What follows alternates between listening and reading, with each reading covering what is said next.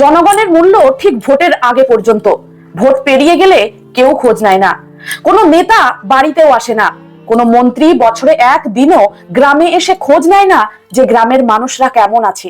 অথচ ভোটের আগে সকাল বিকেল দুপুর যখন পারছে সাঙ্গপাঙ্গ জুটিয়ে বাড়ি বাড়ি হানা দিচ্ছে, সেখানে গিয়ে কাতর স্বরে অনুরোধ জানাচ্ছে, ভোটটা কিন্তু আমাকেই দেবেন, আমি যদি জিততে পারি আপনার ছেলেকে চাকরি দেব, আপনার মেয়েকে চাকরি দেব, এই গ্রামে স্কুল বানিয়ে দেব, কলেজ বানিয়ে দেব, জলের কোনো অসুবিধাই হবে না, আর হসপিটালটা আগেই করব।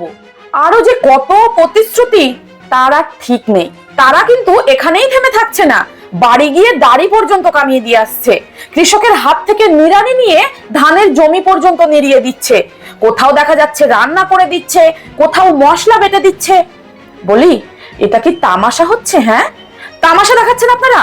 ভোটে জেতার পর তো কোনো নেতা মন্ত্রীকে নিজের এলাকারই কোনো অসহায় পরিবারের মানুষগুলোর খোঁজ নিতে দেখা যাবে না। দিনের পর দিন আবেদনপত্র জমা দিয়েও কোনো কাজ আপনাদের দিয়ে করানো যাবে না।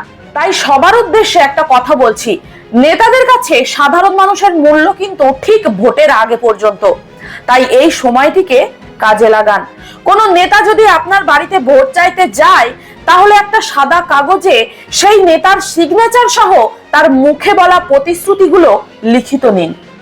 আর কোন পার্টির নেতাকে অন্ধবিশ্বাস নয়, তারা যেমন নিজের স্বার্থে আপনার বাড়িতে ভোট চাইতে যাচ্ছে, এবার আপনিও নিজের এলাকার স্বার্থটা বুঝুন।